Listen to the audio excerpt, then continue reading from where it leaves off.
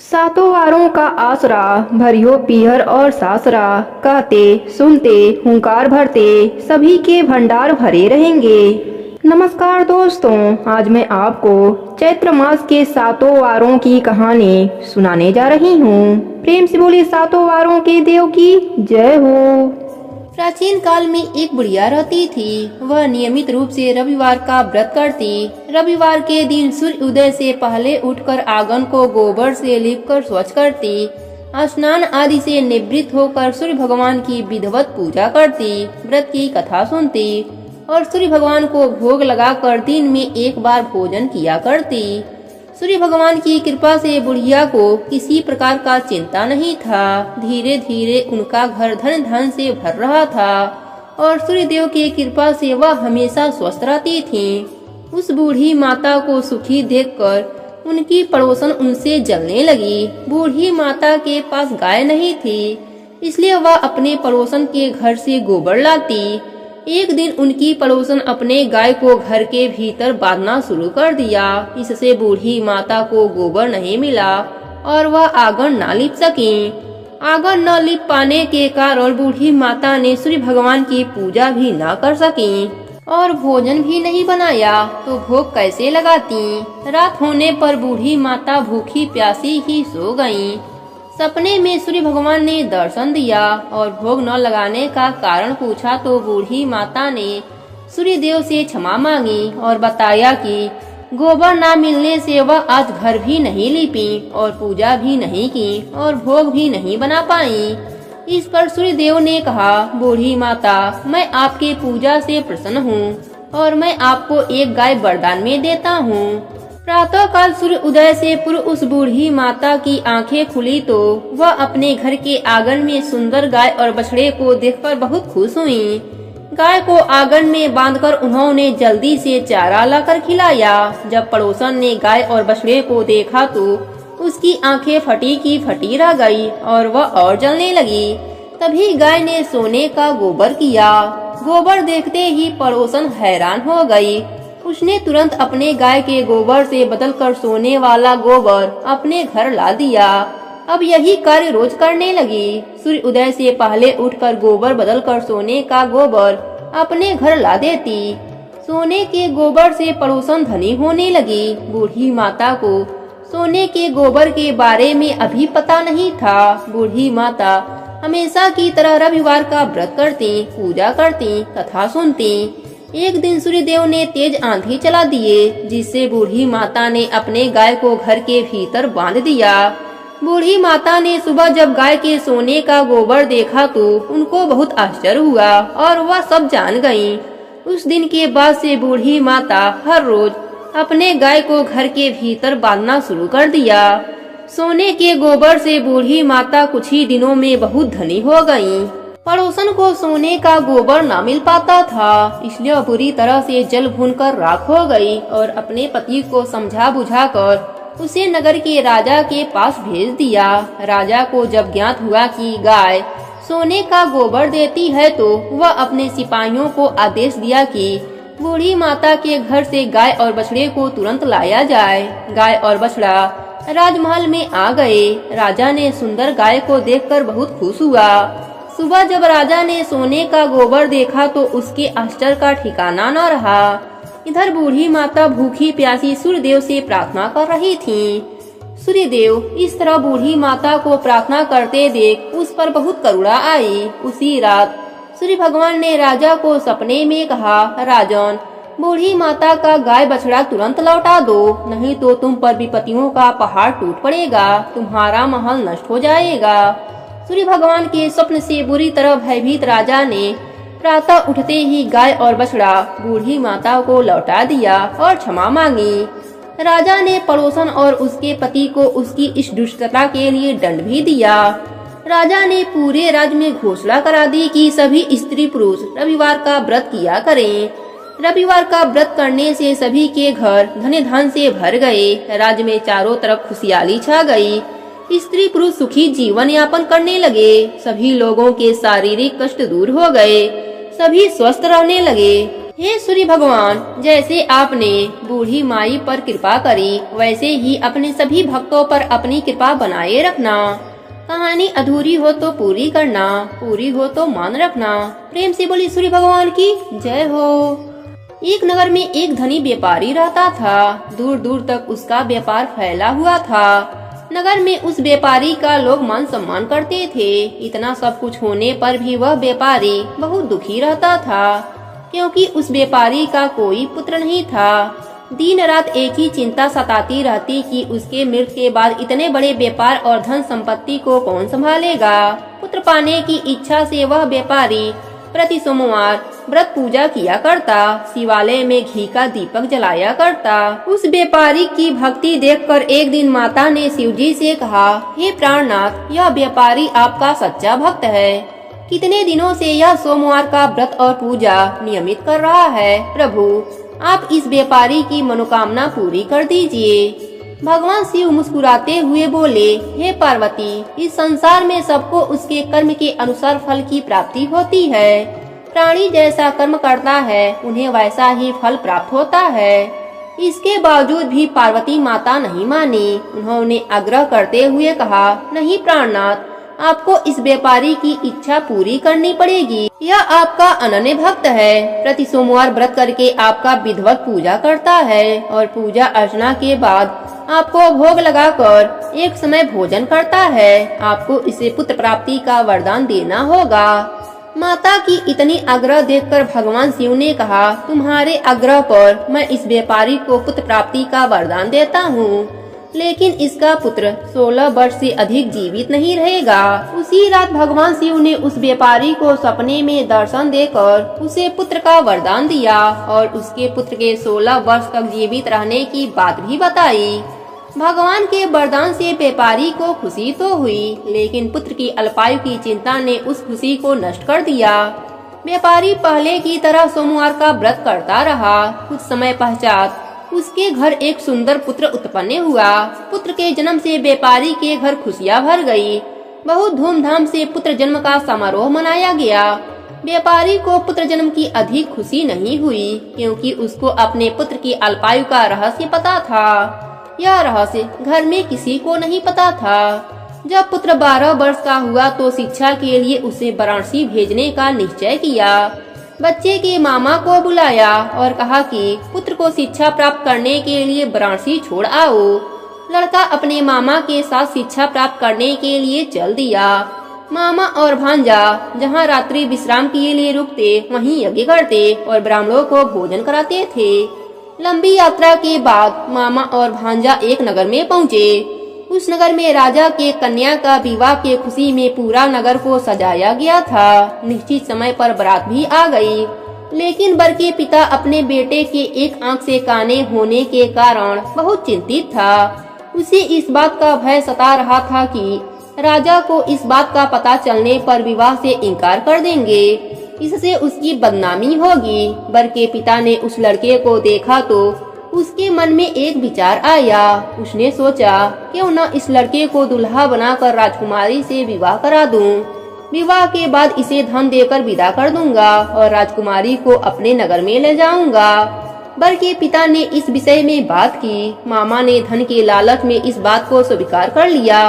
लड़के को दूल्हे का वस्त्र पहनाकर राजकुमारी से विवाह करा दिया गया। राजा ने बहुत सा धन देकर राजकुमारी को विदा किया।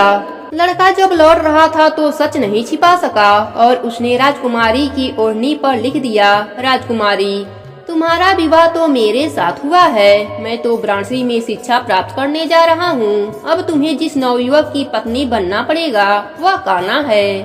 जब राजकुमारी ने अपनी ओढ़ने की बात पढ़ी तो उसने काने लड़के के साथ जाने से इनकार कर दिया।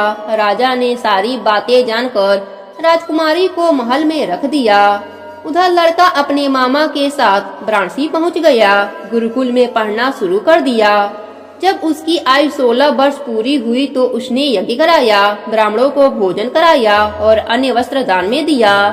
रात में अपने शयन कक्ष में सो गया। शिव जी के वरदान के अनुसार शयन अवस्था में ही उसके प्राण पखेरु उड़ गए। सूर्य उदय पर मामा ने भांजे को मृत्यु देखकर रोने पीटने लगा। आसपास के लोग भी एकत्र होकर दुख प्रकट करने लगे। माता पार्वती यह सब देख रही थीं।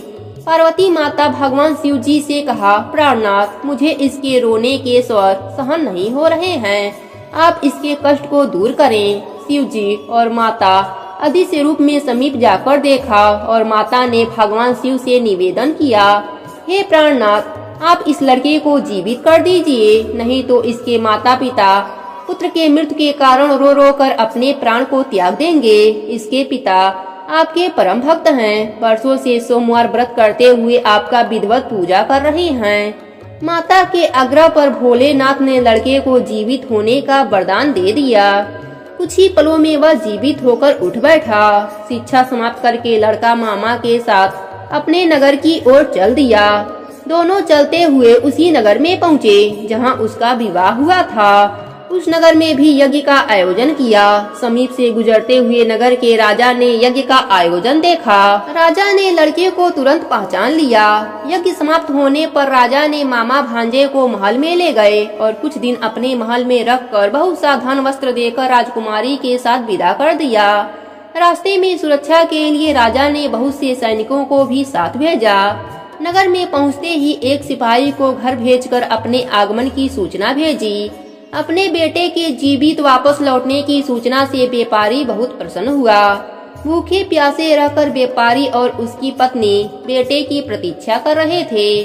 उन्होंने प्रतिज्ञा कर रखी थी कि यदि उन्हें अपने बेटे की मृत्यु का समाचार मिला तो दोनों अपने प्राण त्याग देंगे। व्यापारी अपने पत्नी और मित्रों के साथ नगर के द्वार पर पहुंचा। अपने बेटे के विवाह का समाचार सुनकर पुत्रवधू राजकुमारी को देखकर उसकी खुशी का ठिकाना न रहा। उसी रात भगवान शिव ने व्यापारी के सपने में आकर कहा, हे श्रेष्ठी, मैंने तेरे सोमवार के व्रत करने और व्रत की कथा सुनने से प्रसन्न होकर तेरे पुत्र की लंबी आयु प्रदान की है। व्यापारी बहुत प्रसन्न हुआ।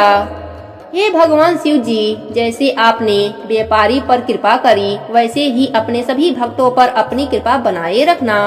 कहानी अधूरी हो तो पूरी करना, पूरी हो तो मान रखना। प्रेम से बोलिए भगवान शंकर की जय हो। एक समय की बात है, एक ब्राह्मण दंपति प्रेम भाव से साथ साथ रहते थे, लेकिन उनकी कोई संतान न होने के कारण दुखी रहते थे। ब्राह्मण हर मंगलवार वन में जाकर हनुमान जी की पूजा करता था और संतान की कामना करता था। ब्राह्मण की पत्नी भी हनुमान जी की भक्त थी। हर मंगलवार का व्रत करती, हर मंगलवार हनुमान जी को भोग लगाकर भोजन करती। एक दिन व्रत के दिन ब्राह्मणी भोजन न बना सकी, जिससे उस दिन हनुमान जी का भोग भी न लगा सकी। तब उसने प्रण किया कि हनुमान जी का भोग लगाकर अगले मंगलवार भोजन करूंगी। वह 6 दिनों तक भूखी प्यासी रही और मंगलवार के दिन मूर्छित होकर गिर गई। ब्राह्मणी की निष्ठा और लगन को देखकर हनुमान जी बहुत प्रसन्न हुए और पुत्र का वरदान दिए। संतान पाकर ब्राह्मणी बहुत प्रसन्न हुई। पुत्र का नाम मंगल रखा। कुछ समय बाद ब्राह्मण घर आया तो घर में बच्चे की आवाज सुनाई दी और अपने पत्नी से पूछा कि आखिर यह बच्चा कौन है। ब्राह्मणी ने कहा, हनुमान जी प्रसन्न होकर हमें पुत्र वरदान में दिया है। पर ब्राह्मण को उसकी बात पर विश्वास नहीं हुआ। एक दिन जब ब्राह्मणी घर में नहीं थी तो ब्राह्मण ने मौका देखकर बच्चे को कुएं में गिरा दिया। जब ब्राह्मणी घर लौटी तो उसने मंगल के बारे में पूछा। तभी मंगल पीछे से मुस्कुराता हुआ आ गया और ब्राह्मण बच्चे को देखकर आश्चर्यचकित रह गया। रात में हनुमान जी ब्राह्मण को सपने में दर्शन दिए और बताया कि यह संतान तुम्हारी है। ब्राह्मण सत्य जानकर बहुत खुश हुआ। ब्राह्मण और उसकी पत्नी पहले के तरह मंगलवार का व्रत करते और विधिवत पूजा करने लगे और व्रत की कथा भी सुनने लगे। हे हनुमान जी, जैसे आपने ब्राह्मणी को पुत्र देकर उसकी चिंता मिटाई, उसी तरह अपने सभी भक्तों पर अपनी कृपा बनाए रखना। कहानी अधूरी हो तो पूरी करना, पूरी हो तो मान रखना। प्रेम से बोली हनुमान जी की जय हो। एक समय पहले की बात है, एक साहूकार का नया नया विवाह हुआ था। उसकी पत्नी मायके गई हुई थी। नया नया विवाह था, नई नई उमंगे थी।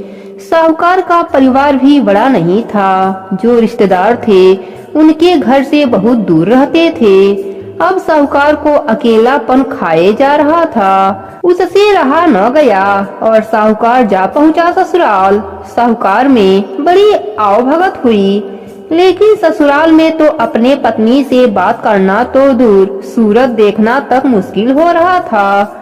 अगले दिन ही साहूकार कह दिया, विदाई की तैयारी कर लीजिए, हमें निकलना है। अब संयोगवश वह दिन था बुधवार का। सास ससुर ने समझाने का प्रयास किया कि बेटा, आज तो बुधवार का दिन है, इस दिन बेटी की विदाई नहीं करने का रिवाज है और किसी भी शुभ यात्रा पर बुधवार के दिन नहीं जाया जाता है।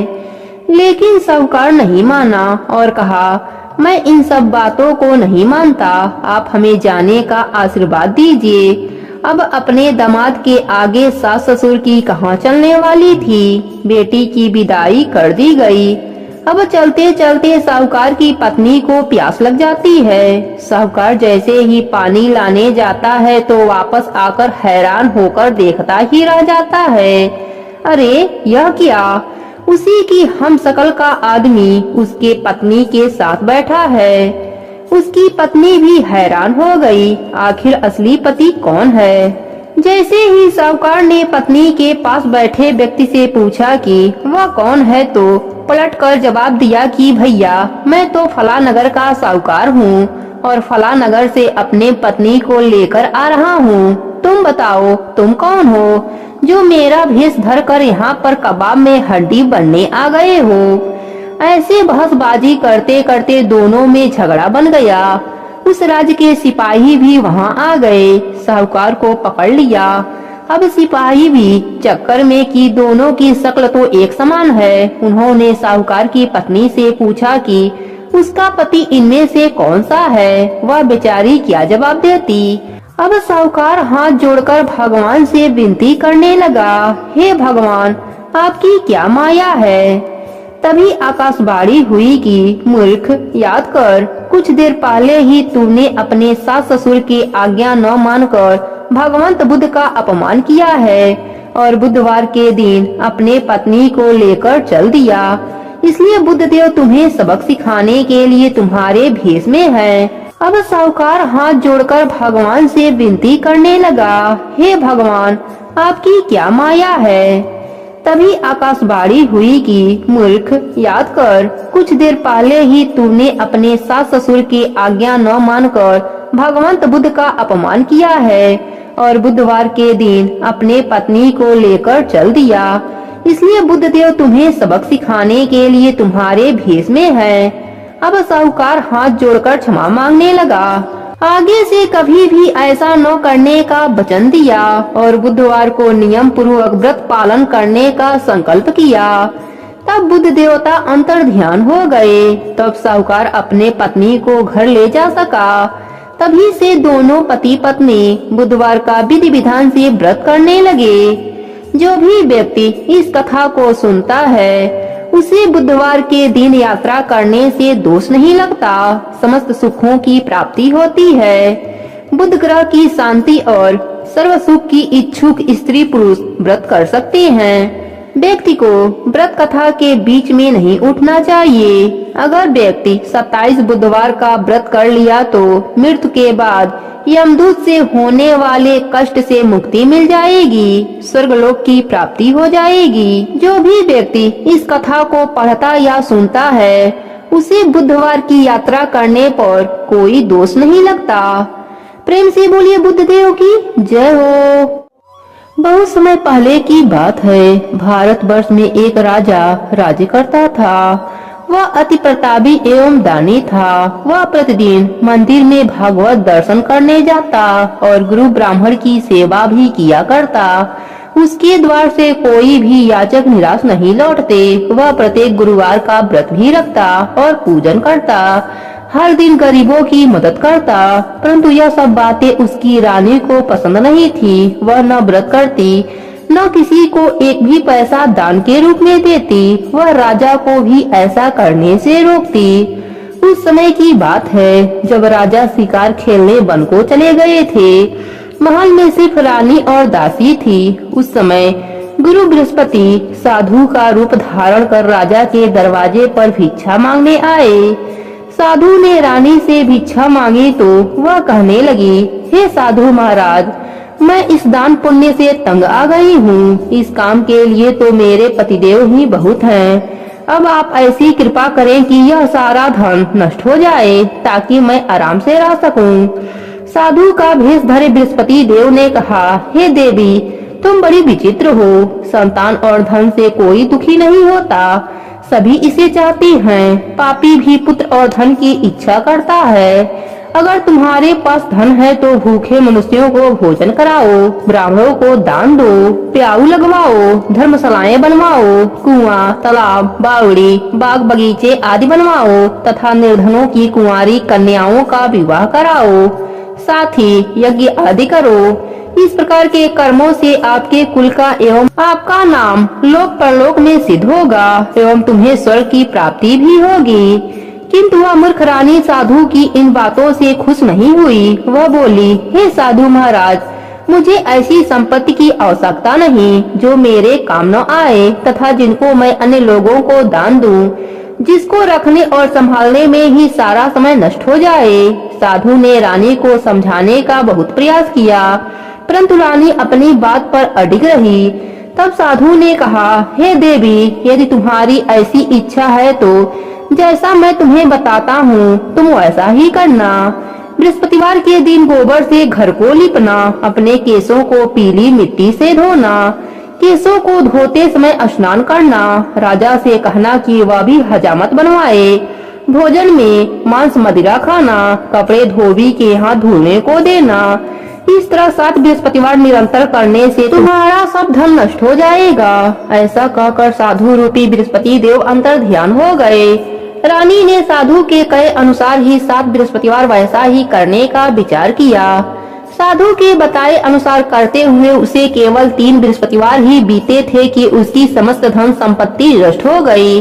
भोजन के लिए भी परिवार तरसने लगा तथा सांसारिक भोगों से दुखी रहने लगा। इस प्रकार के अभावग्रस्त जीवन से तंग आकर एक बार राजा रानी से कहने लगा कि हे रानी, तुम यहाँ पर रहो, मैं दूसरे देश को जाता हूँ। क्योंकि यहाँ पर मुझे सभी मनुष्य जानते हैं, इसलिए मैं यहाँ कोई कार्य नहीं कर सकता। देश चोरी परदेश भीख के समान है। ऐसा कहकर राजा परदेश चला गया। वहाँ जंगल से लकड़ी काट कर लाता और उन्हें शहर में बेचकर अपना जीवन यापन करने लगा। राजा के जाने के पश्चात इधर उसके बिना रानी और दासियां दुखी रहने लगी। किसी दिन भोजन मिलता तो किसी दिन जल पीकर ही रहना पड़ता। एक समय रानी और दासियों को 7 दिन बिना भोजन के व्यतीत हो गए तो रानी अपनी दासी से बोली, हे दासी, यहाँ पास ही के नगर में मेरी बहन रहती है जो बहुत ही धनवान है, तो उसके पास जा, वहाँ से 5 सेर बेझर मांग कर ला, जिससे कुछ समय के लिए गुजर बसर हो जाएगा। दासी उसकी बहन के पास गई। बृहस्पतिवार का दिन था। रानी की बहन उस समय ध्यान मग्न होकर पूजा कर रही थी। दासी ने रानी की बहन से कहा, हे रानी, मुझे आपके पास आपकी बहन ने भेजा है, मुझे 5 सेर बेझर दे दो। दासी ने अपनी बात अनेक बार कही, परंतु रानी की बहन ने कोई उत्तर नहीं दिया, क्योंकि वह उस समय बृहस्पतिवार की कथा सुन रही थी। रानी की बहन से जब दासी को कोई उत्तर नहीं मिला तो वह अति दुखी हुई। उसे क्रोध भी बहुत आया। लौटकर वह रानी से बोली, हे रानी, आपकी बहन बहुत धनी स्त्री है, परंतु वह घमंडी भी बहुत है। वह छोटे लोगों से बात नहीं करती। 5 सेर बेझर देने के लिए मैंने उससे बहुत कहा, परंतु उसने कोई उत्तर नहीं दिया। इस प्रकार मुझे निराश और खाली हाथ लौटना पड़ा। रानी बोली, हे दासी, इसमें मेरी बहन का किसी प्रकार से कोई दोष नहीं। जब बुरे दिन आते हैं तब कोई सहारा नहीं देता, अपने पराये हो जाते हैं। अच्छे बुरे का ज्ञान विपत्ति में होती है। जो ईश्वर की इच्छा होगी वही होगा। यह सब हमारे भाग्य का दोष है। उधर पूजा समाप्त होने के पश्चात रानी की बहन ने सोचा कि मेरी बहन की दासी आई थी, परंतु मैंने उससे कोई उत्तर नहीं दिया, इससे वह बहुत दुखी होगी। कथा सुनकर तथा विष्णु भगवान का प्रसाद ग्रहण कर वह अपने बहन के घर गई और बोली, हे बहन, मैं बृहस्पतिवार का व्रत कर रही थी, तुम्हारी दासी आई, परंतु कथा समाप्त होने से पूर्व न उठते हैं न बोलते हैं, इसलिए मैं नहीं बोली। बताओ दासी किस कार से मेरे पास आई थी? रानी बोली, बहन हमारे घर अनाज नहीं था तथा राजा प्रदेश गए हुए हैं। वैसे तुझसे कोई बात छिपी नहीं है, इस कारण मैंने दासी को तुम्हारे पास 5 सेर बेझड़ लेने के लिए भेजा था। इस पर रानी की बहन बोली, हे बहन, बृहस्पति भगवान सबको मनवांछित फल देते हैं। देखो शायद तुम्हारे घर के किसी कोने में अनाज रखा हो। यह सुनकर रानी की दासी घर के अंदर गई तो वहाँ एक घड़ा बेझर का भरा मिला। उसे बड़ा आश्चर्य हुआ, क्योंकि उसके अनुसार घर का एक एक बर्तन अन्य से खाली था। उसने बाहर आकर रानी को सारा वृतांत सुनाया। दासी अपनी रानी से कहने लगी, हे रानी देखो, वैसे भी हमको जब अन्न नहीं मिलता तो हम व्रत के समान ही रहते हैं। अगर इनसे व्रत की विधि तथा कथा पूछ ली जाए तो बृहस्पतिवार का व्रत हम भी कर लिया करेंगे। और फिर दासी के कहने पर रानी ने अपने बहन से बृहस्पतिवार व्रत पूजन विधि एवं नियमों के बारे में विस्तार से पूछा। उन्होंने बताया, जो बृहस्पतिवार के व्रत में चने की दाल और मुनक्कों से विष्णु भगवान का केले के जड़ में पूजन कर दीपक जलाता है, पीला भोजन करता है, पीले वस्त्र धारण करता है तथा प्रेम पूर्वक बृहस्पति भगवान की कथा सुनता है, तो इस प्रकार करने से गुरु भगवान उस भक्त से प्रसन्न होते हैं, अन्य धन पुत्र देते हैं, मनवांछित कामनाओं को पूर्ण करते हैं। फिर व्रत एवं पूजन की विधि बताकर रानी की बहन अपने घर लौट आई। तत्पश्चात रानी और दासी दोनों ने निश्चय किया कि बृहस्पति देव भगवान का व्रत एवं पूजन जरूर करेंगे। 7 दिन पश्चात जब बृहस्पतिवार का दिन आया तो दोनों ने व्रत किया। घुड़सवार में जाकर चना और गुड़ बिन लाई और उसकी दाल बनाकर केले के जड़ में विष्णु भगवान का पूजन किया। अब पीला भोजन कहाँ से आए, यह सोचकर दोनों बड़ी दुखी हुई, परंतु उन्होंने व्रत किया था इसलिए बृहस्पति देव भगवान उनसे प्रसन्न थे।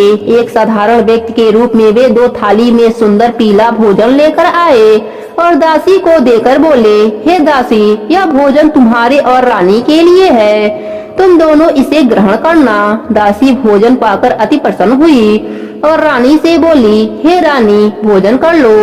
रानी को भोजन के विषय में कुछ नहीं पता था, इसलिए वह दासी से बोली, जा तू ही भोजन कर, क्योंकि तू व्यर्थ में ही हमारी हंसी उड़ाती है। दासी बोली, हे रानी, एक व्यक्ति हम दोनों के लिए भोजन देकर गया है। रानी बोली, वह भोजन तेरे लिए देकर गया होगा, इसलिए तू ही भोजन कर। दासी ने कहा, हे रानी, वह व्यक्ति हम दोनों के लिए 2 थालों में भोजन देकर गया है, अतः मैं और आप दोनों ही साथ साथ भोजन करेंगे। फिर दोनों ने गुरु भगवान को धन्यवाद एवं नमस्कार कर भोजन प्रारंभ किया।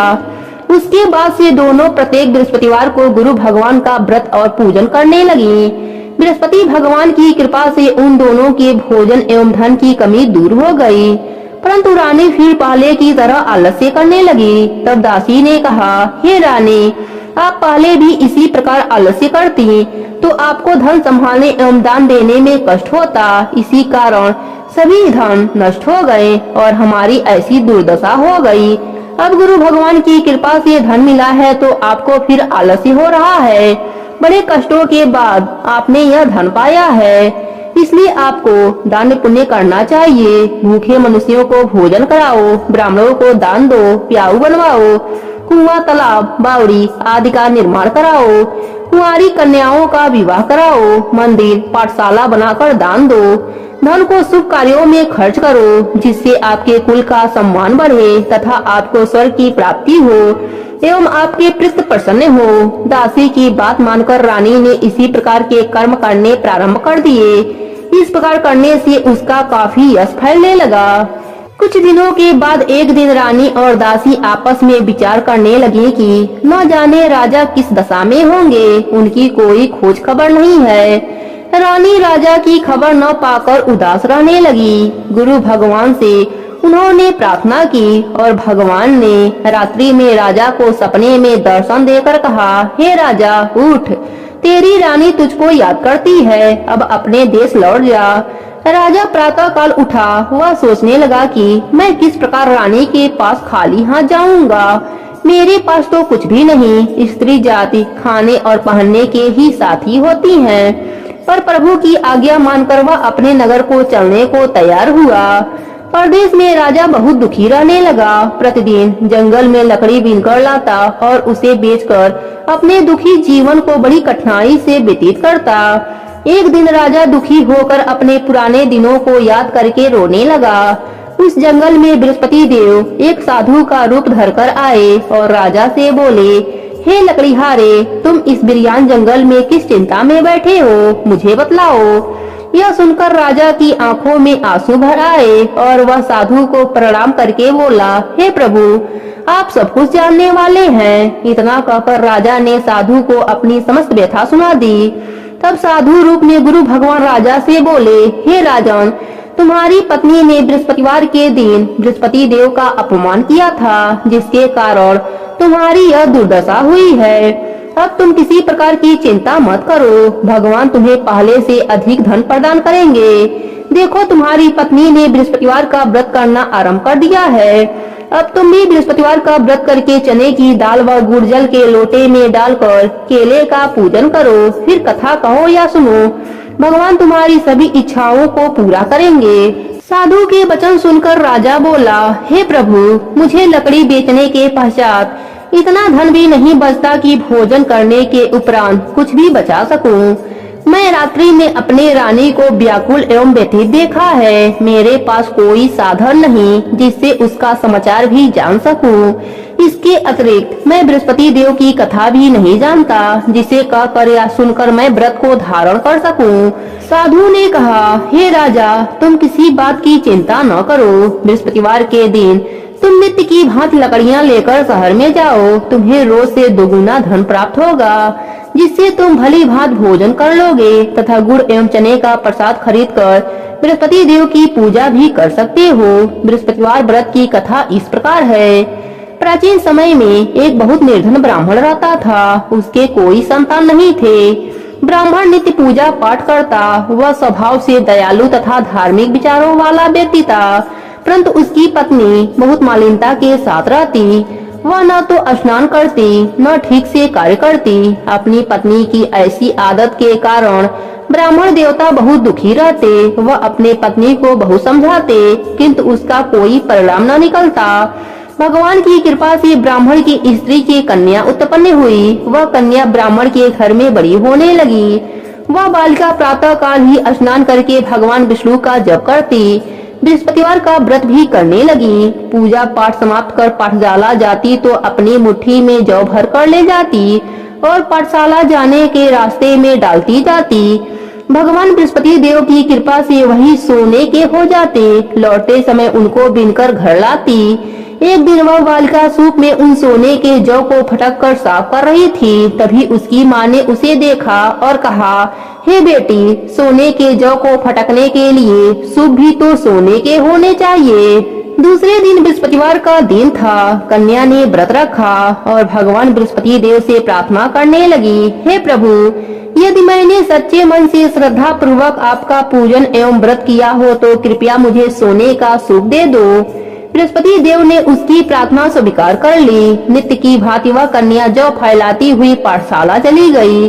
पाठशाला से लौटकर जब वह जौ बीन रही थी तो बृहस्पति भगवान की कृपा से उसे सोने का सूप प्राप्त हुआ। उस सोने के सूप को वह घर ले आई और उससे जौ साफ करने लगी, परंतु उसकी माँ का आचरण वैसा ही रहा। एक दिन वह कन्या सोने के सूप में जौ साफ कर रही थी। उसी समय अचानक उस नगर का राजकुमार वहाँ से होकर निकला। कन्या के रूप एवं कार्य को देखकर राजकुमार कन्या पर मोहित हो गया। राजमहल लौटकर राजकुमार अन्न और जल त्याग कर उदास होकर लेट गया। राजा को जब अपने पुत्र द्वारा अन्न जल त्यागने का समाचार ज्ञात हुआ तो अपने मंत्रियों के साथ वह राजकुमार के पास गए और बोले, हे बेटा, तुझे किस बात का दुख है? किसी ने तुम्हारा अपमान किया है अथवा कोई और कारण है? मुझे बताओ, मैं वही करूँगा जिससे तुम प्रसन्न हो जाओ। राजकुमार ने अपने पिता की बातें सुनी तो वह बोला, आपकी कृपा से मुझे किसी प्रकार का कष्ट नहीं है। किसी ने मेरा अपमान भी नहीं किया है, परंतु मैं उस कन्या के साथ विवाह करना चाहता हूँ जो सोने के सूप में सोने के जौस फटक रही थी। यह सुनकर राजा आश्चर्य में पड़ गया और बोला, हे राजकुमार, इस तरह की कन्या का पता तुम लगाओ, मैं तुम्हारा विवाह उसके साथ अवश्य ही कर दूंगा। तब राजकुमार ने प्रसन्न होकर राजा को उस ब्राह्मण कन्या के घर का पता बताया। राजा के आदेश पर मंत्री उस कन्या के घर गए और राजा का आदेश ब्राह्मण को का सुनाया। कुछ ही दिन बाद ब्राह्मण कन्या का विवाह राजकुमार के साथ हो गया। घर से कन्या के विदा होते ही उस ब्राह्मण के घर में पहले की ही तरह निर्धनता वास करने लगी। अब भोजन के लिए अनाज भी बड़ी मुश्किल से मिलता। एक दिन दुखी होकर ब्राह्मण देवता अपने बेटी से मिलने गए।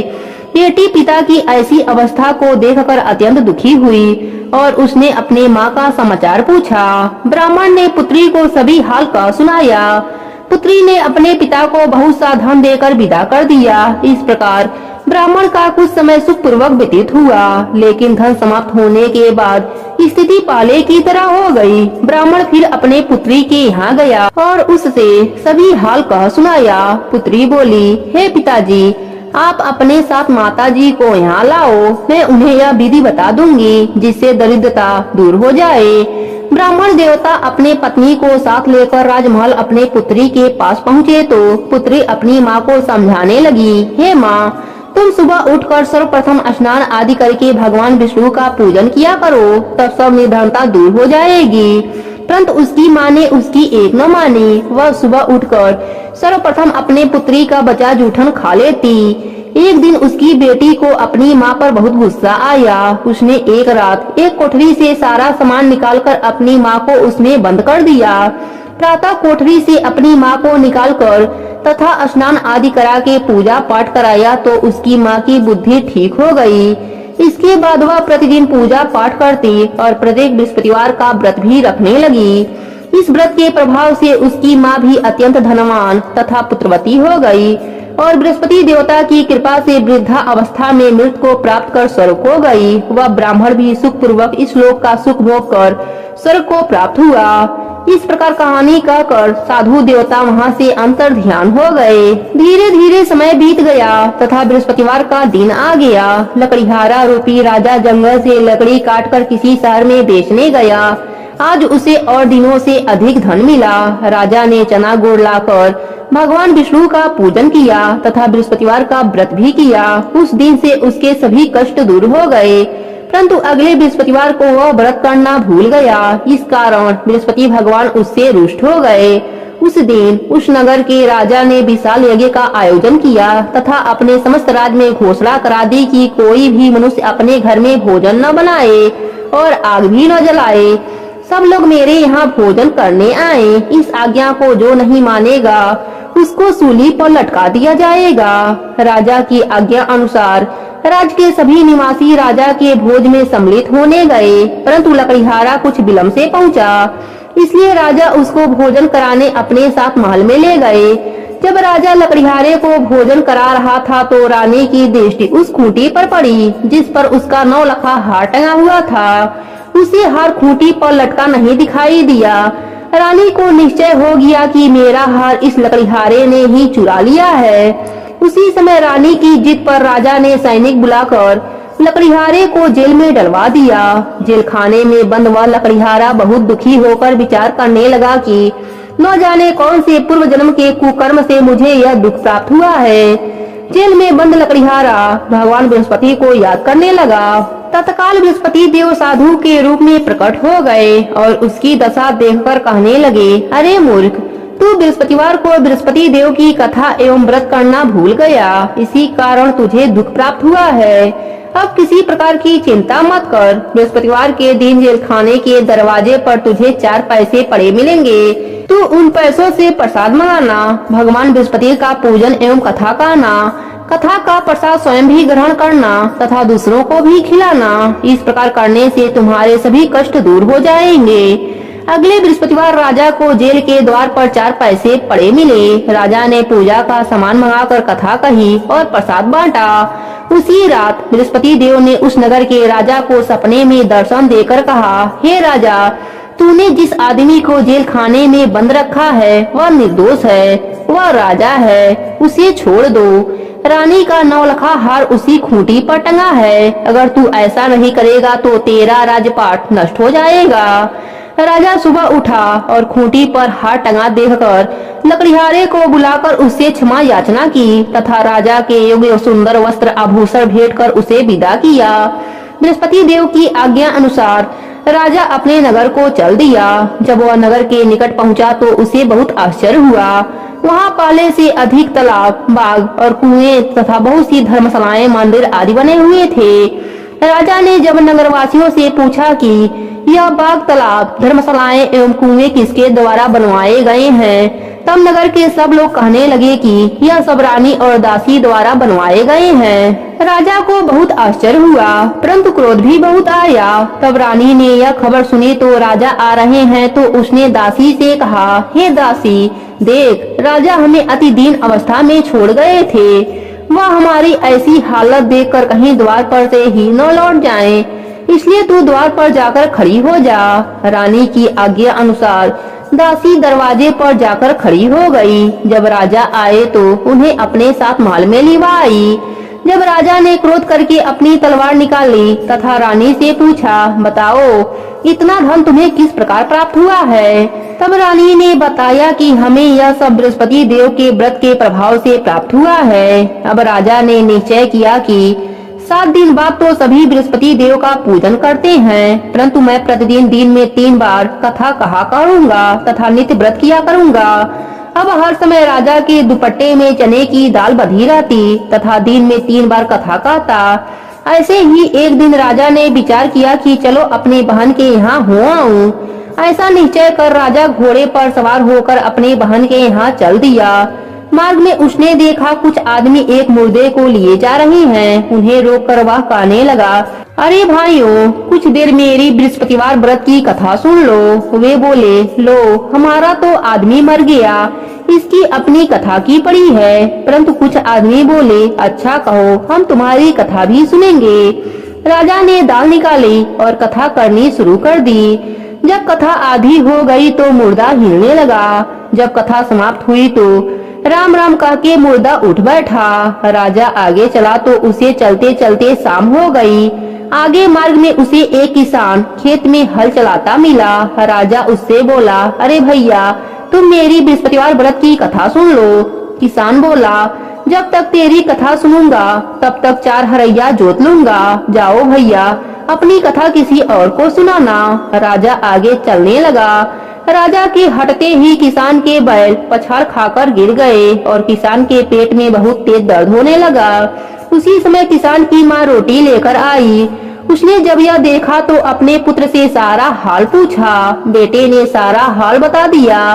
किसान की माँ दौड़ी दौड़ी घोड़े पर सवार राजा के पास गई और उनसे बोली, मैं तेरी कथा सुनूंगी, तू अपनी कथा मेरे खेत पर ही चलकर कहना। राजा ने लौटकर किसान के खेत पर जाकर कथा कही, जिसे सुनते ही बैल खड़े हो गए तथा किसान के पेट का दर्द भी समाप्त हो गया। राजा फिर अपने बहन के घर पहुंचा। बहन ने भाई की खूब आव भगत की। दूसरे दिन सुबह राजा जगा तो उसने देखा कि सब लोग भोजन कर रहे हैं। राजा ने अपने बहन से पूछा, ऐसा कोई मनुष्य है जिसने भोजन न किया हो और जो मेरी बृहस्पतिवार व्रत की कथा का श्रवण कर ले? बहन बोली, हे भैया, यह देश ऐसा ही है। यहाँ के लोग पहले भोजन करते हैं, बाद में कोई अन्य काम करते हैं। अगर पड़ोस में कोई हो तो मैं दिखाती हूँ। ऐसा कहकर बहन चली गई, परंतु उसे कोई भी ऐसा व्यक्ति नहीं मिला जिसने भोजन न किया हो। वह एक कुम्हार के घर गई जिसका लड़का बीमार था। उसे यह भी पता चला कि उसके यहाँ 3 दिन से किसी ने भोजन नहीं किया है। राजा की बहन ने अपने भाई की कथा सुनने के लिए कुम्हार से आग्रह किया तो वह तैयार हो गया। राजा ने जाकर बृहस्पतिवार व्रत की कथा कही, जिसको सुनकर कुम्हार का लड़का ठीक हो गया। अब तो राजा की हर ओर प्रशंसा होने लगी। कुछ दिन बाद एक दिन राजा ने अपने बहन से कहा, हे बहन, मैं अपने घर जाऊंगा, तुम भी तैयार हो जाओ। राजा की बहन ने अपने सास से अपने भाई के साथ जाने की आज्ञा मांगी तो सास बोली, चली जा, परंतु अपने लड़कों को यहीं छोड़ जाना, क्योंकि तेरे भाई के कोई संतान नहीं है।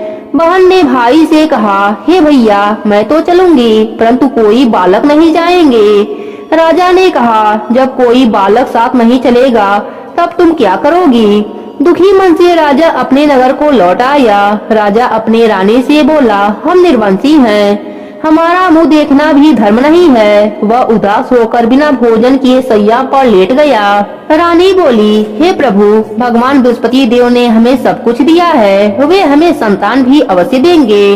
उसी रात बृहस्पति देव ने राजा को सपने में दर्शन देकर कहा, हे राजा, उठ, सभी सोच त्याग दे, तेरी रानी गर्भवती है। राजा को यह जानकर अति प्रशंसा हुई। 9वें महीने रानी के गर्भ से एक सुंदर पुत्र उत्पन्न हुआ। तब राजा बोला, हे रानी, स्त्री बिना भोजन के रह सकती है, परंतु बिना कहे नहीं रह सकती। जब मेरी बहन आवे तो तुम उससे कुछ मत कहना। रानी ने हाँ कह दिया। और जब राजा की बहन ने यह समाचार सुना तो वह अति प्रसन्न हुई तथा बधाई लेकर अपने भाई के यहाँ आई। तभी रानी ने कहा, घोड़ा चढ़कर नहीं आई, गधा चढ़कर आई। राजा की बहन बोली, भाई, मैं इस प्रकार न कहती तो तुम्हें औलाद कैसे मिलती? भगवान बृहस्पति देव ऐसे ही हैं, जैसे जिसके मन में कामनाएं हैं सभी को पूर्ण कर मनवांछित फल देते हैं। जो श्रद्धा पूर्वक बृहस्पतिवार का व्रत करता एवं कथा पढ़ता या सुनता है और दूसरों को सुनाता है, बृहस्पति देव उसकी सभी मनोकामनाएं पूर्ण करते हैं। बृहस्पति देव उनकी सदैव रक्षा करते हैं। जैसे रानी और राजा ने बृहस्पति देव की कथा का गुणगान किया, उनकी सभी इच्छाएं बृहस्पति देव ने पूरी की। इसलिए सबको कथा कहने अथवा सुनने के बाद बृहस्पति भगवान का प्रसाद ग्रहण करना चाहिए तथा सच्चे मन से एवं सच्चे भावना से भगवान बृहस्पति का मनन करते हुए उनकी सदा जय जयकार करनी चाहिए। प्रेम से बोले बृहस्पति देव की जय हो, विष्णु भगवान की जय हो। एक बड़ा सा शहर था। इस शहर में लाखों लोग रहते थे। पहले के जमाने के लोग साथ साथ रहते थे और एक दूसरे के काम आते थे, पर नए जमाने के लोगों का स्वरूप ही अलग सा है। सब अपने काम में रत रहते हैं, किसी को किसी की परवाह नहीं। घर के सदस्यों को भी एक दूसरे की परवाह नहीं होती। भजन कीर्तन, भक्ति भाव, दया माया, परोपकार जैसे संस्कार कम हो गए हैं। शहर में बुराइयां बढ़ गई थीं। शराब, जुआ, रेस, बेविचार, चोरी, डकैती वगैरह बहुत से गुनाह शहर में होते थे। कहावत है कि हजारों निराशा में एक अमर आशा छिपी हुई है। इसी तरह इनकी सारी बुराइयों के बावजूद शहर में कुछ अच्छे लोग भी रहते थे।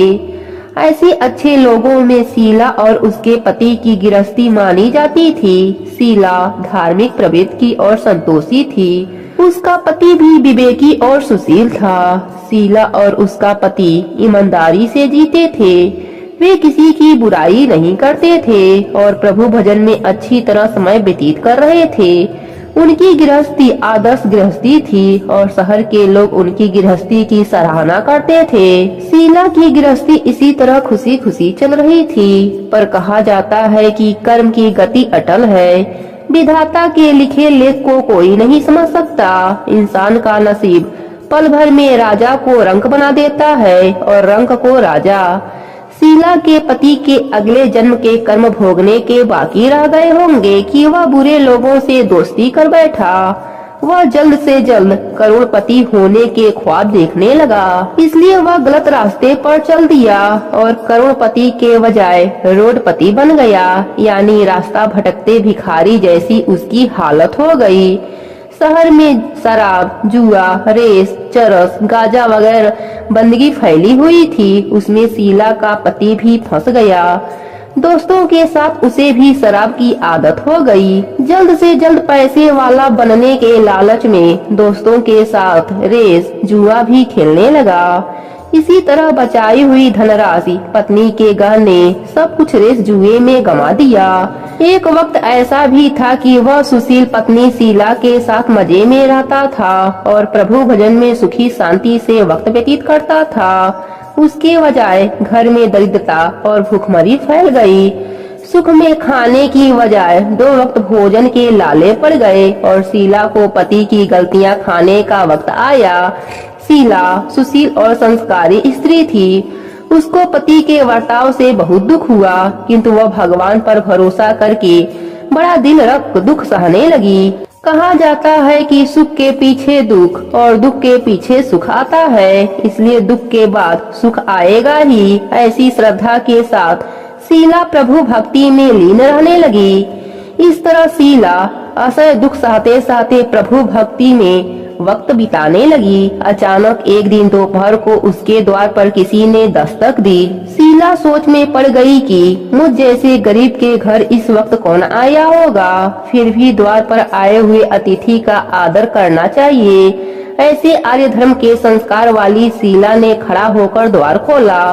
देखा तो सामने एक माजी खड़ी थी। वे बड़ी उम्र की लगती थीं, किंतु उनके चेहरे पर अलौकिक तेज निखर रहा था। उनकी आंखों में से मानो अमृत बह रहा था। उनका भव्य चेहरा करुणा और प्यार से छलकता था। उनको देखते ही शीला के मन में अपार शांति छा गई।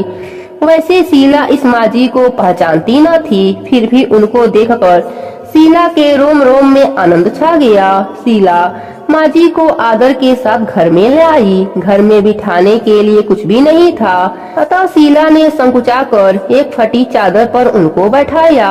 माजी ने कहा, क्यों शीला, मुझे पहचाना नहीं? शीला ने संकुचाकर कहा, माँ, आपको देखते ही बहुत खुशी हो रही है, बहुत शांति हो रही है। ऐसा लगता है कि मैं बहुत दिनों से आपको ढूंढ रही थी। वे आप ही हैं, पर मैं आपको पहचान न सकी। माजी ने हंसकर कहा, क्यों भूल गई? हर शुक्रवार को लक्ष्मी जी के मंदिर में भजन कीर्तन होते हैं, तब मैं वहीं पर तो आती हूँ। वहाँ हर शुक्रवार को हम मिलते हैं। पति गलत रास्ते पर चल गया, तब से शीला बहुत दुखी हो गई। दुख के मारे वह महालक्ष्मी जी के मंदिर में नहीं जाती। बाहर के लोगों के साथ नजर न मिलाने में उसे शर्म आती थी। उसने याददाश्त पर जोर दिया, पर यह माजी याद नहीं आई।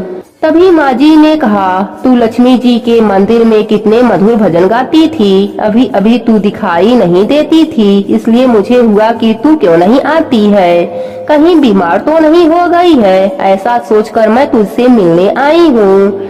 माजी के अति प्रेम भरे शब्दों से शीला का हृदय पिघल गया। उसकी आंखों में आंसू आ गए। माजी के सामने वह बिलक बिलक कर रोने लगी। यह देखकर माजी शीला के नजदीक सरकी और उसकी सिसकती पीठ पर प्यार भरा हाथ फेर कर सांत्वना देने लगी। माजी ने कहा, बेटी, सुख और दुख तो धूप और छांव जैसा होता है। सुख के पीछे दुख आता है तो दुख के पीछे सुख भी आता है। धैर्य रखो बेटी। और तुम्हें क्या परेशानी है? तेरे दुख की बात मुझे सुनना है। तेरा मन भी हल्का हो जाएगा और तेरे दुख का कोई उपाय भी मिल जाएगा। माजी की बात सुनकर शीला के मन को अपार शांति मिली। उसने माजी से कहा, माँ, मेरी गृहस्थी में भरपूर सुख और खुशियाँ थीं। मेरे पति भी सुशील थे। भगवान की कृपा से पैसे की बात में भी हमें संतोष था। हम शांति से गृहस्थी चलाते, ईश्वर भक्ति में अपना समय व्यतीत करते। लेकिन इस समय हमारा भाग्य रूठ गया है। मेरे पति को बुरी दोस्ती हो गई। बुरी दोस्ती की वजह से वे शराब, जुआ, रेस, चरस, गांजा वगैरह खराब आदतों के शिकार हो गए हैं। उन्होंने सब कुछ गंवा दिया और हम रास्ते के भिखारी जैसे बन गए हैं। यह सुनकर माजी ने कहा, सुख के पीछे दुख और दुख के पीछे सुख आता ही है। ऐसा भी कहा जाता है कि कर्म की गति न्यारी होती है। हर इंसान को अपने कर्म भुगतने ही पड़ते हैं, इसलिए तू चिंता मत कर। अब तू कर्म भुगत चुकी है, अब तुम्हारे सुख के दिन अवश्य आएंगे। तू तो माँ लक्ष्मी जी की भक्त है। माँ लक्ष्मी जी तो प्रेम और करुणा के अवतार हैं। वे अपने भक्तों पर हमेशा ममता रखती हैं। इसलिए तू धैर्य रख के माँ लक्ष्मी जी का व्रत कर, इससे सब कुछ ठीक हो जाएगा। माँ लक्ष्मी जी का व्रत करने की बात सुनकर शीला के चेहरे पर चमक आ गई। उसने पूछा, माँ, लक्ष्मी जी का व्रत कैसे किया जाता है, वह मुझे समझाइए, मैं व्रत अवश्य करूँगी। माँ जी ने कहा, बेटी, माँ लक्ष्मी जी का व्रत बहुत सरल है। उसे वरलक्ष्मी व्रत, वैभव लक्ष्मी व्रत कहा जाता है। यह व्रत करने वाली की सब मनोकामना पूर्ण होती है। वह सुख संपत्ति और यश प्राप्त करता है। ऐसा कहकर माँ जी वैभव लक्ष्मी व्रत की विधि कहने लगी। बेटी, वैभव लक्ष्मी व्रत वैसे तो सीधा साधा व्रत है, किंतु कई लोग यह व्रत गलत ठीक तरीके से करते हैं, अतः उसका फल नहीं मिलता। कई लोग कहते हैं कि सोने के गहने की हल्दी कुमकुम से पूजा करो, व्रत हो गया, पर ऐसा नहीं है। कोई भी व्रत शास्त्रीय विधि पूर्वक करना चाहिए, तभी उसका फल मिलता है। सिर्फ सोने के गहने की पूजा करने से फल मिल जाता तो सभी आज लखपति बन जाते। सच्ची बात यह है कि सोने के गहनों की विधि से पूजन करना चाहिए। व्रत की उद्यापन विधि भी शास्त्रीय विधि मुताबिक करनी चाहिए, तभी यह वैभव लक्ष्मी व्रत फल देता है। यह व्रत शुक्रवार को करना चाहिए। सुबह में स्नान करके स्वच्छ कपड़े पहनो और सारा दिन मन में जय माँ लक्ष्मी का रटन करते रहो। किसी की चुगली नहीं करनी चाहिए। शाम को पूर्व दिशा में मुख रख के इसी तरह आसन पर बैठ जाओ। सामने पाटा रखकर उसके ऊपर रुमाल रखो। रुमाल पर चावल का छोटा सा ढेर रखो। उस ढेर पर पानी से भरा तांबे का कलश रखकर कलश पर एक कटोरी रखो। उस कटोरी में एक सोने का गहना रखो। सोने का न हो तो चांदी का भी चलेगा, चांदी का न हो तो नगद रुपया भी चलेगा। बाद में घी का दीपक जलाकर धूप शिला सुलगा कर रखो। माँ लक्ष्मी जी के बहुत स्वरूप हैं। माँ लक्ष्मी जी को श्री यंत्र अति प्रिय है, अतः वैभव लक्ष्मी में पूजन विधि करते वक्त सर्वप्रथम श्री यंत्र और लक्ष्मी जी के विविध स्वरूपों का सच्चे दिल से दर्शन करो। उसके बाद लक्ष्मी अष्टवन का पाठ करो। बाद में कटोरी में रखे हुए गहने या रुपए को हल्दी कुमकुम और चावल चढ़ाकर पूजा करो और लाल रंग का फूल चढ़ाओ। शाम को कोई मीठी चीज बनाकर उसका प्रसाद रखो। न हो सके तो शक्कर या गुड़ भी चल सकता है। फिर आरती करके 11 बार सच्चे हृदय से जय माँ लक्ष्मी बोलो। बाद में 11 या 21 शुक्रवार या व्रत करने का दृढ़ निश्चय माँ के सामने करो। आपकी जो मनोकामना हो वह पूरी करने को माँ लक्ष्मी जी से विनती करो। फिर माँ का प्रसाद बांटो और थोड़ा प्रसाद अपने लिए रखो। अगर आप में शक्ति हो तो सारा दिन उपवास रखो। सिर्फ प्रसाद खाकर शुक्रवार का व्रत करो। न शक्ति हो तो एक बार शाम को प्रसाद ग्रहण करते समय खाना खा लो। अगर थोड़ी शक्ति भी न हो तो 2 बार भोजन कर सकते हो। बाद में कटोरी में रखा गहना या रुपया ले लो। कलश का पानी तुलसी क्यारी में डाल दो और चावल पक्षियों को डाल दो। इसी तरह शास्त्रीय विधि अनुसार व्रत करने से उसका फल अवश्य मिलता है। इस व्रत के प्रभाव से सब प्रकार की विपत्ति दूर होकर आदमी मालामाल हो जाता है। संतान न हो तो उसे संतान प्राप्ति होती है। सौभाग्यवती स्त्री का सौभाग्य अखंड रहता है। कुंवारी लड़की को मन भावन पति मिलता है। शीला यह सुनकर आनंदित हो गई। फिर पूछा, माँ, आपने वैभव लक्ष्मी व्रत की जो शास्त्रीय विधि बताई है वैसे मैं अवश्य करूंगी, किंतु इसकी उद्यापन विधि किस तरह करनी चाहिए यह भी कृपा करके सुनाइए। माँ जी ने कहा, 11 या 21 जो मन्नत मानी हो उतने शुक्रवार यह वैभव लक्ष्मी व्रत पूरी श्रद्धा और भावना से करना चाहिए। व्रत के आखिरी शुक्रवार को जो शास्त्रीय विधि अनुसार उद्यापन विधि करनी चाहिए वह मैं तुझे बताती हूँ। आखिरी शुक्रवार को खीर या नैवेद्य रखो। पूजन विधि हर शुक्रवार को करते हैं वैसे ही करना चाहिए।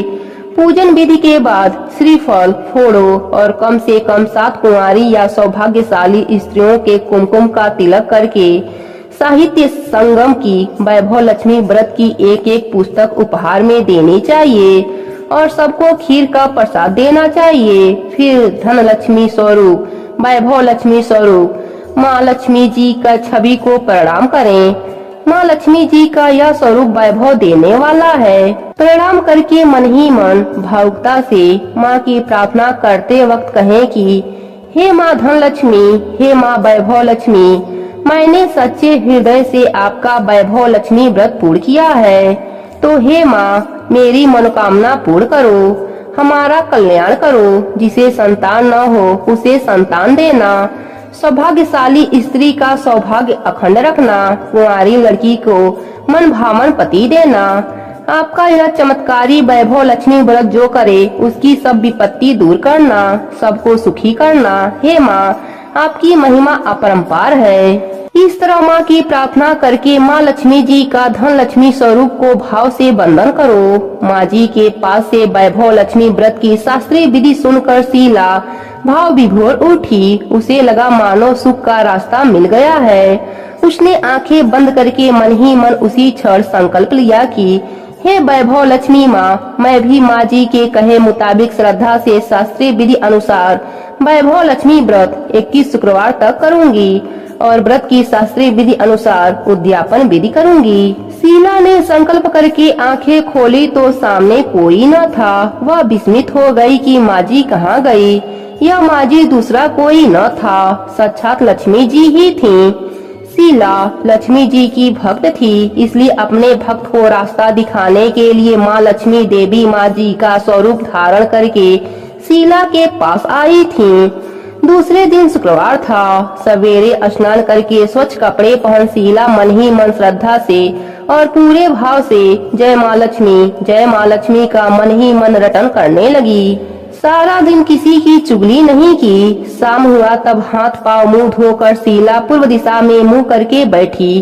घर में पहले सोने के बहुत से गहने थे, पर पतिदेव ने गलत रास्ते पर चलकर सारे गहने गिरवी रख दिए थे। पर नाक की बूंदी बची थी। नाक की बूंदी निकालकर उसे धोकर शीला ने कटोरी में रख दिया। सामने पाटे पर रुमाल रख मुट्ठी भर चावल का ढेर किया। उस पर तांबे का कलश पानी भरकर रखा। उसके ऊपर बूंदी वाली कटोरी रखी। फिर माँ जी ने कही थी वह शास्त्रीय विधि अनुसार बंधन स्तवन पूजन वगैरह किया और घर में थोड़ी शक्कर थी, वह प्रसाद में रखकर वैभव लक्ष्मी व्रत किया। यह प्रसाद पहले पति को खिलाया। प्रसाद खाते ही पति के स्वभाव में फर्क पड़ गया। उस दिन उसने शीला को नहीं मारा, सताया भी नहीं। शीला को बहुत आनंद हुआ। उसके मन में वैभव लक्ष्मी व्रत के लिए श्रद्धा बढ़ गई। शीला ने पूर्ण श्रद्धा भक्ति से 21 शुक्रवार तक वैभव लक्ष्मी व्रत किया। 21वें शुक्रवार को माँ जी के कहे मुताबिक उद्यापन विधि करके 7 स्त्रियों को वैभव लक्ष्मी व्रत की 7 पुस्तकें उपहार में दी। फिर माता जी के धन लक्ष्मी स्वरूप की छवि को वंदन करके भाव से मन ही मन प्रार्थना करने लगी। हे माँ धन लक्ष्मी, मैंने आपका वैभव लक्ष्मी व्रत करने की मन्नत मानी थी, वह व्रत आज पूर्ण किया है। हे माँ, मेरी हर विपत्ति दूर करो, हमारा कल्याण करो। जिसे संतान न हो उसे संतान देना। सौभाग्यवती स्त्रियों का सौभाग्य अखंड रखना। कुंवारी लड़कियों को मन भावन पति देना। आपका यह चमत्कारिक वैभव लक्ष्मी व्रत करे, उनकी सब विपत्ति दूर करना, सबको सुखी करना। हे माँ, आपकी महिमा अपार है। ऐसा बोलकर लक्ष्मी जी के धन लक्ष्मी स्वरूप की छवि को प्रणाम किया।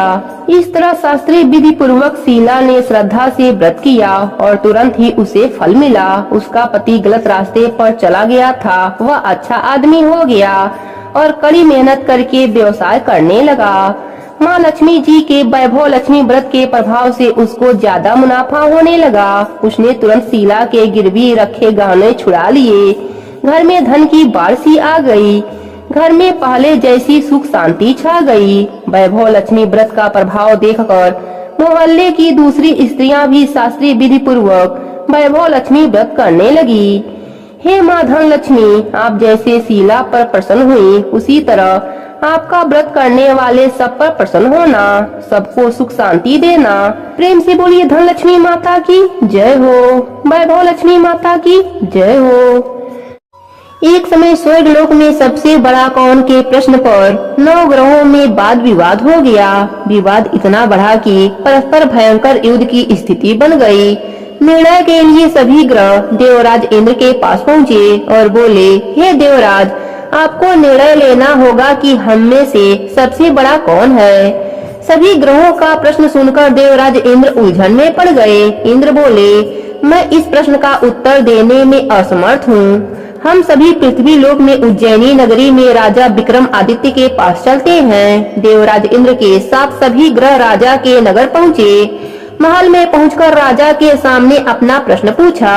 राजा विक्रम आदित्य भी कुछ देर के लिए परेशान हो गए, क्योंकि सभी ग्रह अपने अपने शक्तियों के कारण महान थे। किसी को भी छोटा कर देने से उनके क्रोध से भयंकर हानि पहुंच सकती थी। अचानक राजा विक्रमादित्य को एक उपाय सूझा और उन्होंने विभिन्न धातुओं स्वर्ण, रजत, कांसा, तांबा, सीसा, रांगा, जस्ता, अभ्रक व लोहे के 9 आसन बनवाए। धातुओं के गुणों के अनुसार सभी आसनों को एक दूसरे के पीछे रखवाकर उन्होंने सभी ग्रहों को अपने अपने सिंहासन पर बैठने को कहा। सभी ग्रहों के बैठने के बाद राजा ने कहा, आपका निर्णय तो स्वयं हो गया। जो सबसे पहले सिंहासन पर विराजमान है वही सबसे बड़ा है। राजा के निर्णय को सुनकर शनि देवता ने सबसे पीछे आसन पर बैठने के कारण अपने को छांटा जानकर क्रोधित होकर कहा, राजा विक्रमादित्य, तुमने मुझे सबसे पीछे बैठाकर मेरा अपमान किया है। तुम मेरी शक्तियों से परिचित नहीं हो। मैं तुम्हारा सर्वनाश कर दूंगा। शनि देव ने कहा, सूर्य एक राशि पर 1 महीने रहते हैं, चंद्रमा 2.25 दिन, मंगल 1.5 महीने, बुध और शुक्र 1 महीने, बृहस्पति देवता 13 महीने रहते हैं। लेकिन मैं किसी राशि पर 7.5 वर्ष 7.5 बनकर रहता हूँ। बड़े बड़े देवताओं के मैंने अपने कोप से पीड़ित कर दिया है। राम जी को 7.5 के कारण वन में जाकर रहना पड़ा और रावण को 7.5 के कारण ही युद्ध में मृत्यु का शिकार बनना पड़ा। राजा, अब तुम भी मेरे कोप से नहीं बच सकोगे। इसके बाद अन्य ग्रह प्रसन्न होकर चले गए, परंतु शनि देव बड़े क्रोध के साथ गए। राजा विक्रम पहले की तरह ही न्याय करते रहे। उनके राज्य में स्त्री पुरुष बहुत आनंद से जीवन यापन कर रहे थे। कुछ दिन ऐसे ही बीत गए। उधर शनि ग्रह अपने अपमान को भूले नहीं थे। विक्रमादित्य से बदला लेने के लिए एक दिन शनिदेव ने घोड़े के व्यापारी का रूप धारण किया और बहुत से घोड़े के साथ उज्जैनी नगरी में पहुँचे। राजा ने राज्य में घोड़े की व्यापारी के आने का समाचार सुना तो अपने अश्वपाल को कुछ घोड़े खरीदने के लिए भेजा।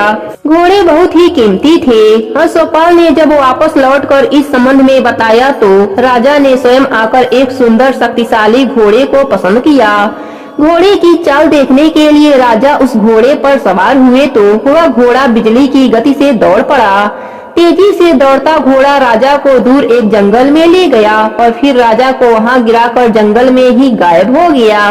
राजा अपने नगर को लौटने के लिए जंगल में भटकने लगा, लेकिन उन्हें लौटने का कोई रास्ता नहीं मिला। राजा को भूख प्यास लगाई। बहुत घूमने पर उसे एक चरवाहा मिला। राजा ने उसे पानी मांगा। पानी पीकर राजा ने उस चरवाहे को अपनी अंगूठी दे दी। फिर उससे रास्ता पूछकर वह जंगल से निकलकर वापस नगर में पहुंचा। राजा ने एक सेठ के दुकान पर बैठकर कुछ देर आराम किया। उस सेठ ने राजा से बातचीत की तो राजा ने उसे बताया कि मैं उज्जैनी नगरी से आया हूँ।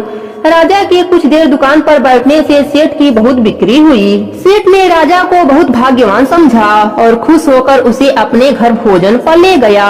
सेठ के घर में सोने का एक हार खूंटी पर रखी थी। उस घर में राजा को छोड़कर सेठ कुछ देर के लिए बाहर गया। तभी एक आश्चर्यजनक घटना घटी। राजा के देखते ही देखते सोने के हार को खूंटी निगल गई। सेठ ने कमरे में लौटकर हार को गायब देखा तो राजा को रस्सियों से बांधकर राज्य के राजा के पास ले गया।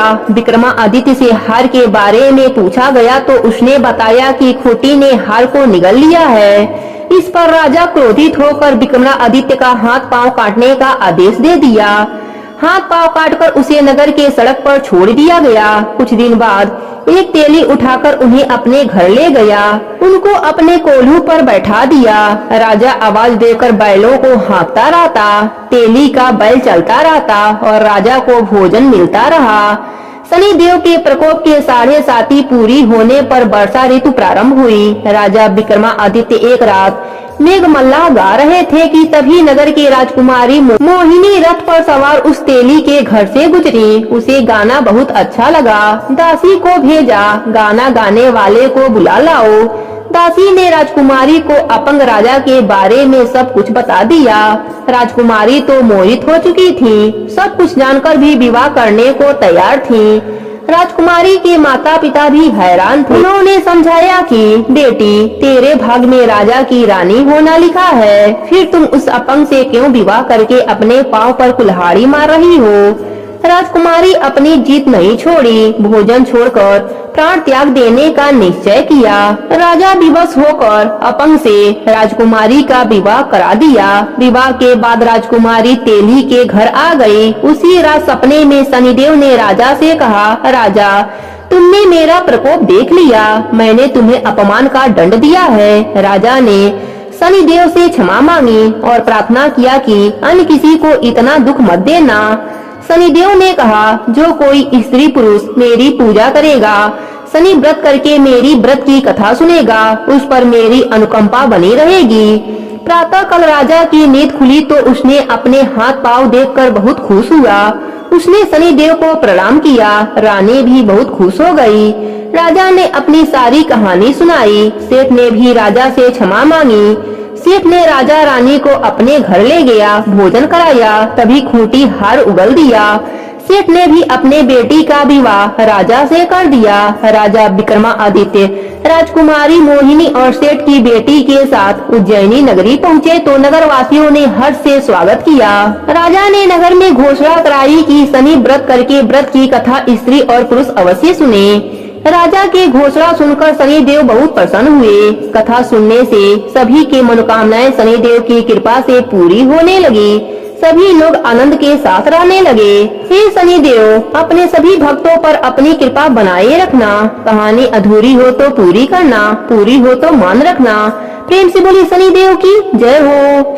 सातों वारों की देव की जय हो।